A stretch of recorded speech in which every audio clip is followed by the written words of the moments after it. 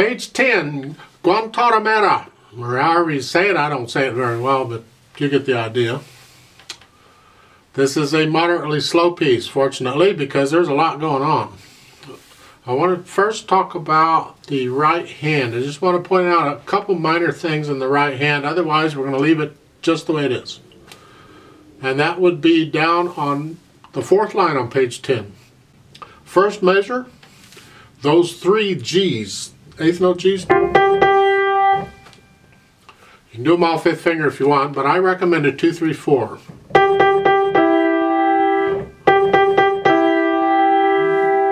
If you can learn to do that, it'll help you later on. Otherwise, yeah, I guess it's fifth finger. That's really it for the right hand. You just play their fingering is fine. For the left hand, I don't really have any suggestions for the left hand. Just do what they're telling you to do. You'll be fine.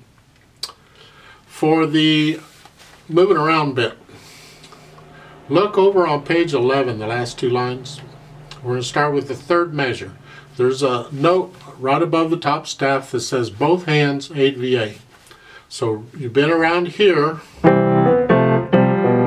Around in this area, now you got to just take it up here. It's as if middle C went from here to here. So those eighth note in the left hand, instead of here, they're going to be here. The right hand is up here. And that carries on throughout the whole last line. Let's look at the last two measures. You have that 5/7 chord in the left hand. It's here, except the 8VA takes it up here. Then the eighth notes, the first one is a G, but that G is down here. Take it up an octave, it's here. Now you've been here, so you got to go down here. So the eighth notes are there. And then the last chord, it's written here, so you're going to play it here. And it's arpeggiated, so it's one note at a time, it's just rolled. And I play the bottom note on the beat. It's a half note with a fermata, so I'm going to hold it for 4 counts. That's what I recommend we do there. Let's talk rhythm. If you're getting the rhythm, the 1 and 2 and 3 and rhythm's a piece of cake. You should be able to get it. Work it out slowly and you'll get it.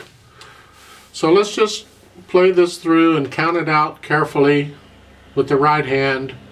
The left hand's pretty good. So here, at the beginning, it is 1 and 2 and 3 and 4 and 1 and 2 and 3 and 4 and 1 and 2.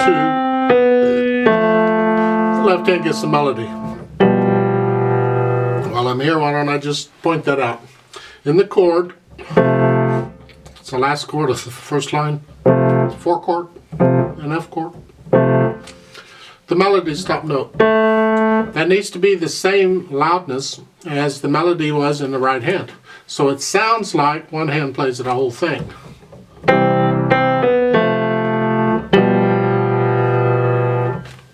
It's good practice to learn to do that.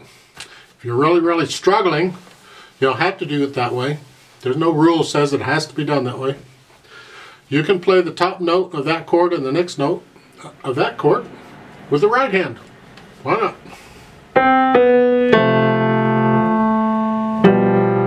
That's legal. You don't have to play them in one hand just because it's written that way. So if you can't get the top note loud by playing it in one hand,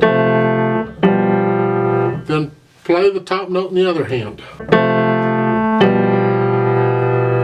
It's okay. It happens elsewhere. You can do the same thing.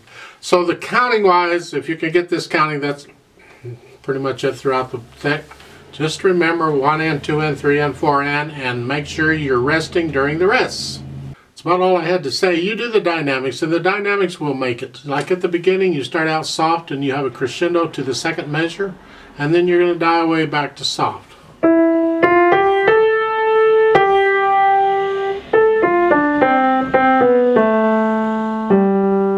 So, yeah, do the dynamic, these crescendos and decrescendos and things, and have fun with those.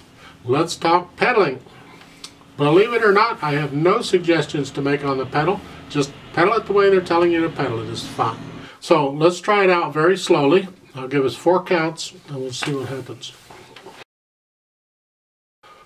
1, 2, ready and go, and 3 and 4, and 1, 2, 3. 4, 1, 2, 3.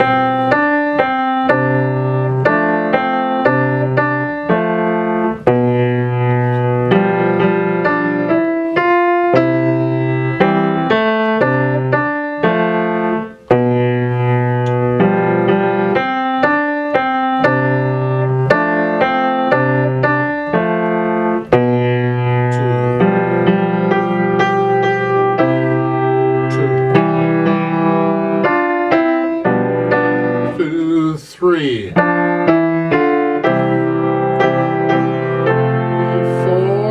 1, 2.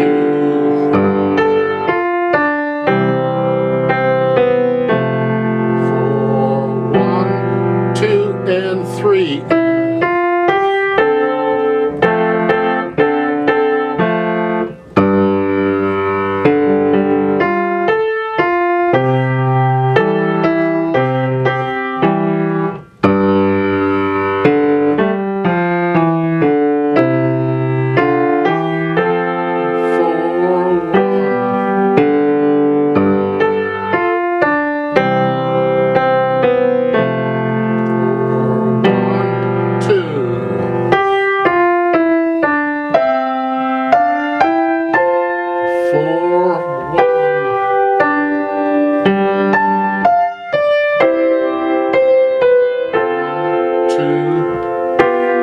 2,